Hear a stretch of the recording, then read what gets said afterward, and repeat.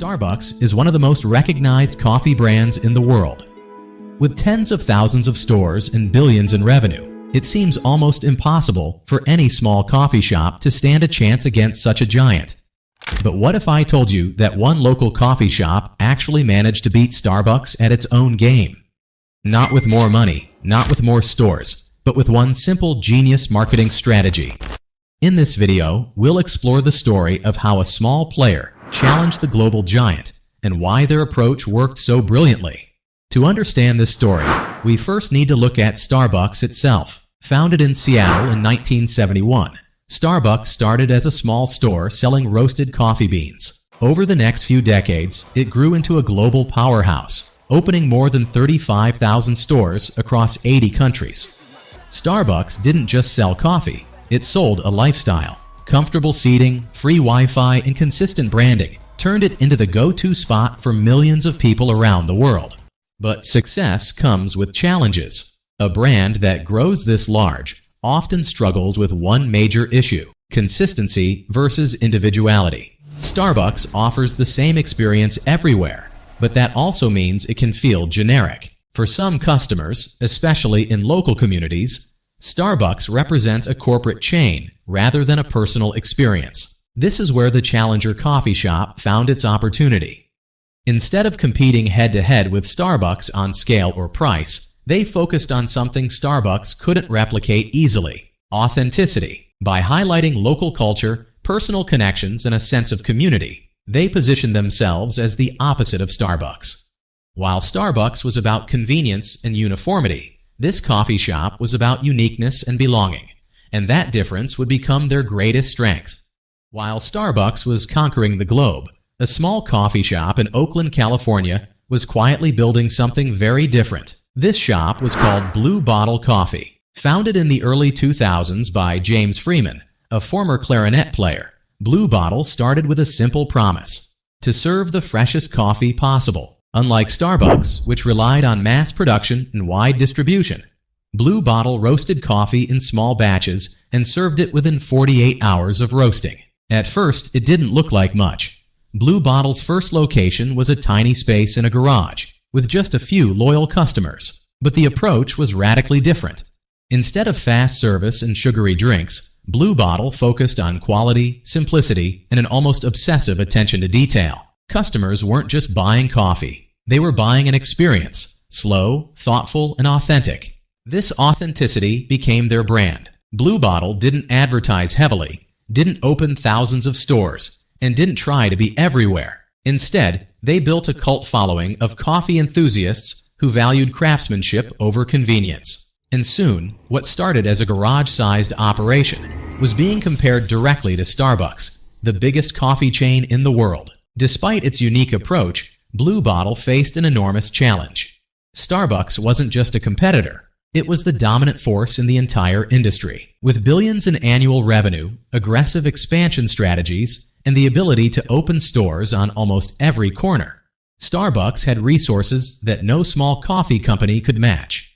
For Blue Bottle, the problem was clear: how do you survive, let alone grow, in a market completely saturated by Starbucks? Most customers were already loyal to the convenience of Starbucks. They knew exactly what to expect: the same menu, the same taste, and the same experience everywhere. Blue Bottle didn't have the luxury of brand recognition or a massive marketing budget. If they tried to play Starbucks' game, they would lose immediately.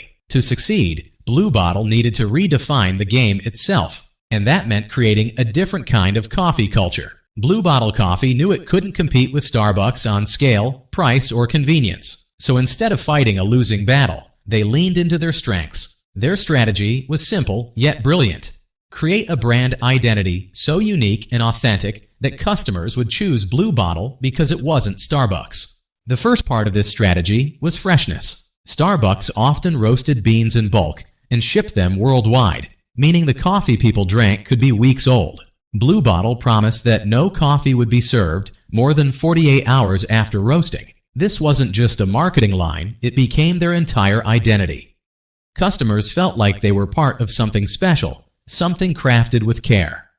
The second move was experience. Starbucks emphasized speed and consistency, But Blue Bottle went the opposite way. Their shops were minimalist, almost like art galleries. Baristas explained the origin of beans, brewing methods, and flavor profiles. Ordering coffee felt more like attending a tasting session than making a quick purchase. This created a sense of exclusivity, a coffee culture where customers felt educated, valued, and connected. Then came storytelling. Blue Bottle wasn't selling coffee, it was selling a philosophy. Slow down, enjoy the process, appreciate the details. The founder's background as a musician even played into the narrative. Just like music, coffee was an art form, requiring patience and precision. This story resonated deeply with millennials and younger professionals who wanted more than a caffeine boost. They wanted meaning.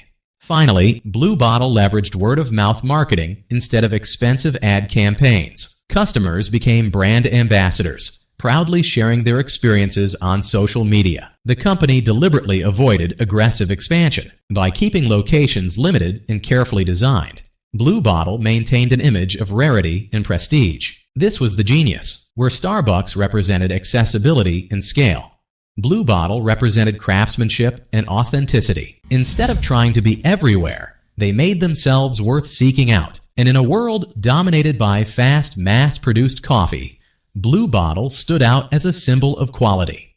The results proved the strategy worked. Lines outside their small stores grew longer. Investors took notice. And soon, Blue Bottle wasn't just a neighborhood coffee shop anymore. It was a serious competitor, forcing even Starbucks to rethink parts of its own strategy. The strategy worked better than anyone could have expected.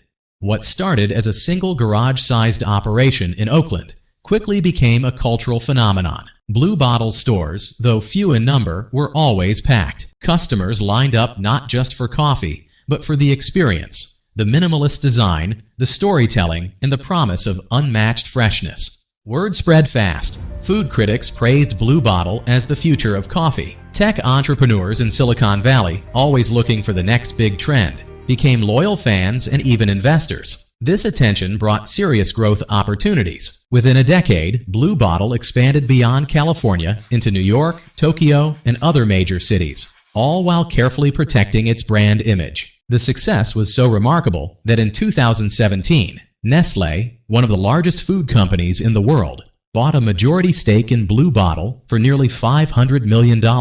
For a company that once operated out of a garage, this was proof that their marketing genius had paid off. Against all odds, Blue Bottle showed that a small coffee shop could not only compete with Starbucks, but also redefine what a premium coffee experience really meant. The story of Blue Bottle coffee proves that you don't need to be the biggest player to win in business. Starbucks dominated the market with scale, but Blue Bottle won loyalty with authenticity. By focusing on freshness, storytelling, and a unique customer experience, they turned a small garage operation into a global brand worth hundreds of millions. The lesson is simple. People don't always want the fastest or cheapest option. They want something meaningful. If you can create an identity that resonates deeply with your audience, even a small business can challenge an industry giant.